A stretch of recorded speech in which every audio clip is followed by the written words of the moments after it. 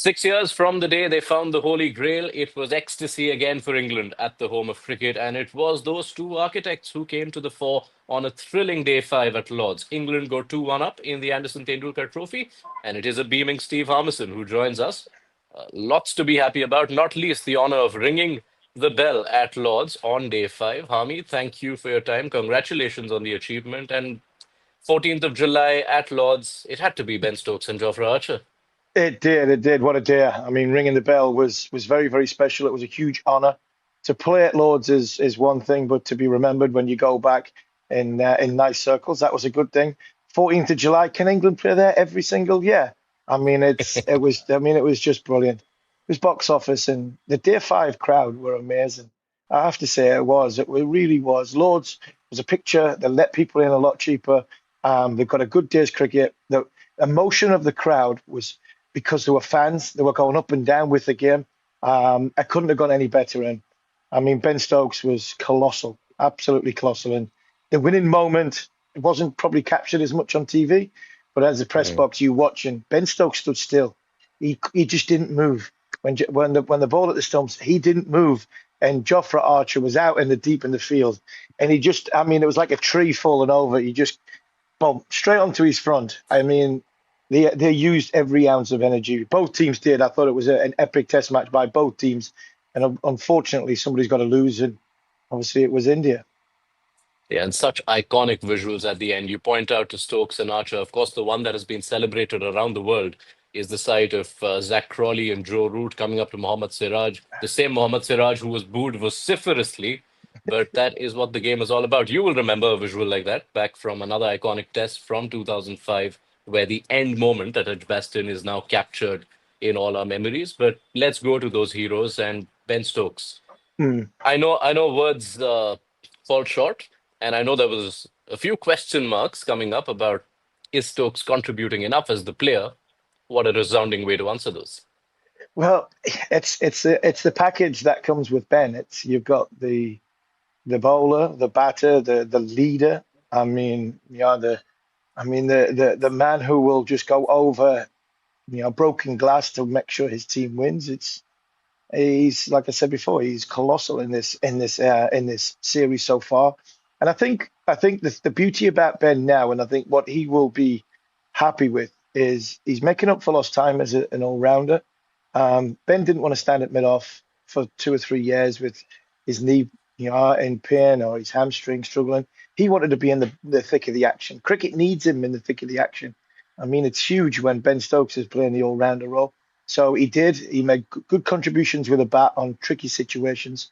And then on day five, when a game needs to be won, I thought his decision making with the captaincy was very, very good. I thought the way he managed the Jadeja situation with the tail, I thought was very, very good because the inexperienced captains could have panicked there and brought Fields in and potentially just, and given some easy runs away. And he was like, "No, I'm going to make you work so hard to get every ounce out of this bowling attack, and you've got to make the game go, make the run into the game."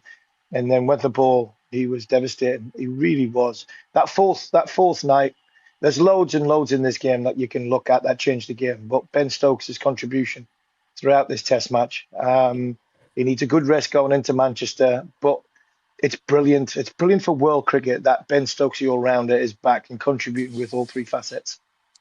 Yeah, and you just look at his impact in all the innings. There were the runs, 44 and 33 don't stand out, but that's more than he's been scoring of late, so that would have helped. But then you look at India's batting innings, the wickets in the first innings, breaking partnerships, Karun Nair, Nitish Reddy. The wickets in the second innings, again breaking partnerships, and also that run out of Rishabh Pant. But on that last day, choosing to bowl the kind of workload that he did, I know it's said that Ben Stokes always masters the moments, but there are some which you're forced into. If you're batting and you're nine down, well, you have to do what you have to do. But to pick that moment, to say that, no, I will bowl all out through this first spell, you've known him for a long time. What is it about him that he manages to raise his game when it matters? I mean, there's a contest. He's a contest player. I mean, these characters don't come along too often. England have had three in the last 50 years. Both of them, Flintoff, Stokes. I mean, they're contesters. When the contest's on, it's the big.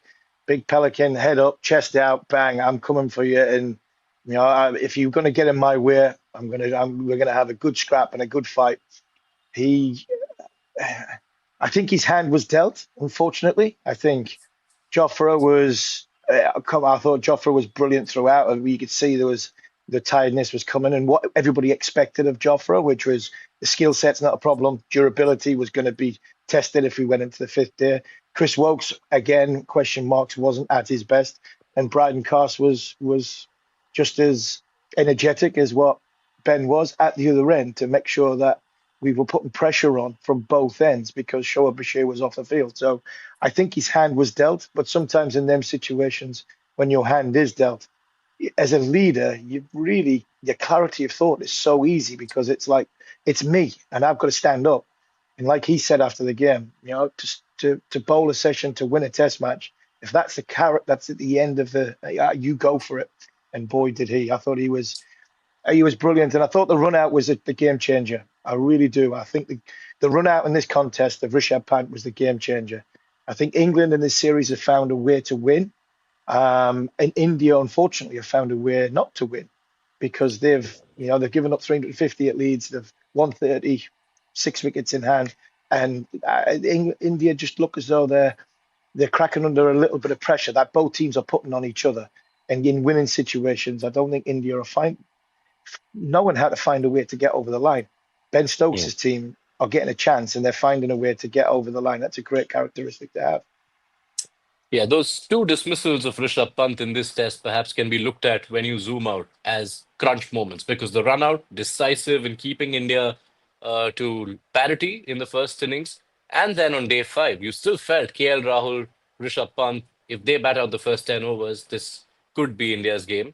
And who delivered that moment? Jofra Archer. We spoke at the start of this test that there's a sense of poetry to Archer making his return at Lord's.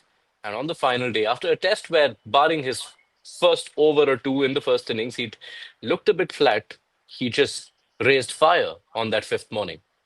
He did. He had a good night's sleep, well fueled, because on the night of day four, you could see the tiredness was in Jofra, and that was understandable. But on day five, he needed one thing. I mean, don't poke the bear. I mean, you did. Rishabh Pant ran down the wicket. And I mean, if there's anybody you don't want to run down the wicket to is Jofra Archer. I mean, during my time, there's no way I was going to sledge Brian Lara or Sachin Tendulkar or Ricky Ponting because I know what's going to happen next.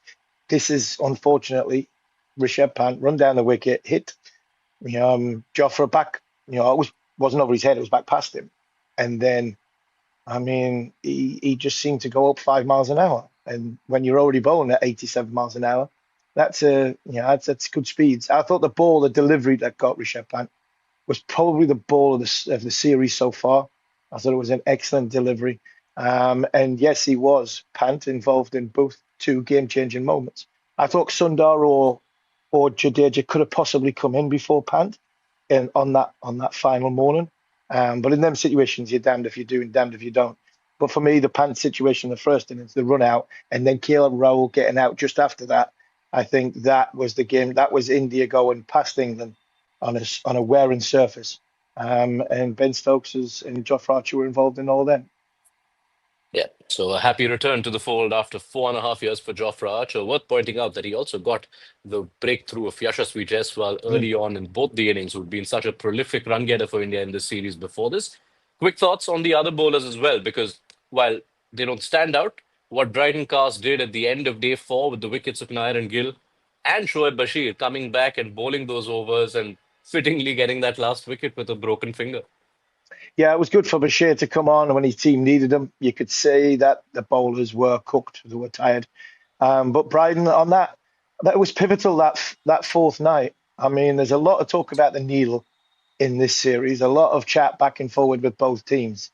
And I think possibly did India get caught like rabbit in the headlights? I mean, the oven was on, the kitchen was hot, and India didn't handle the pressure that well on that fourth night.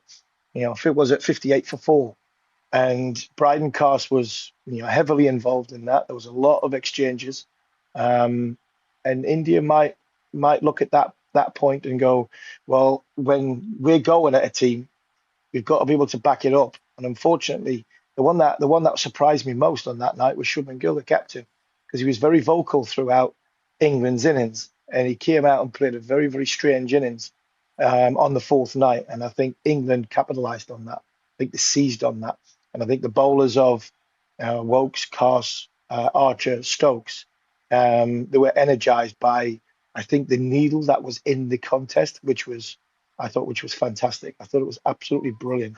When the battle is as good as that, and everybody's in it, and everybody's having a go at each other.